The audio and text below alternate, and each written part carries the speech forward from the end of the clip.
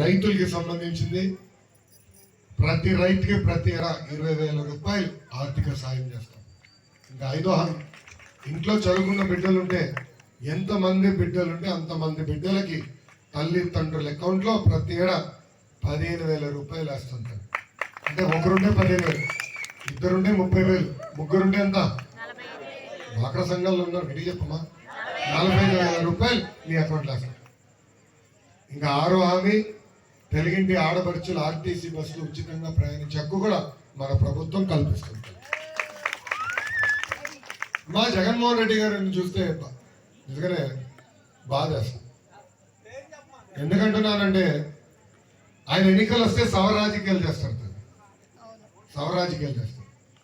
2014లో తండ్రి శవాన్ని వాడుకున్నాడు తల్లి. 2019లో సొంత బాబాయిని చంపేసి బాబాయ్ శవం వాడుకున్నాడు. ఇప్పుడు ఏకంగా ఆయనకు తెలుసు 1వ తారీఖు వస్తుంది వృద్ధులకి పెన్షన్ ఇవ్వాలని, కావాలని వాలంటీర్ల చేత ప్రచారం చేయించాడు వైకాపా పార్టీ తరఫున. అది తెలుసుకునే ఎలక్షన్ కమిషన్ వాలంటీర్ల ప్రచారానికి దూరంగా ఉండాలి, ప్రభుత్వ బాధితుల నుంచి దూరంగా ఉండాలని చెప్పింది.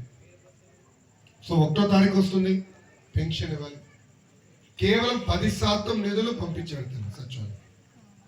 దానివల్ల వృద్ధులందరూ లైన్ కట్టారు. ఎండ దెబ్బకి 32 మంది చనిపోయారు. ఈరోజు ఆ 32 మంది సవాలు వాడుకుని సవరాజకీయం చేస్తున్నారు జగన్మోహన్ రెడ్డి గారు.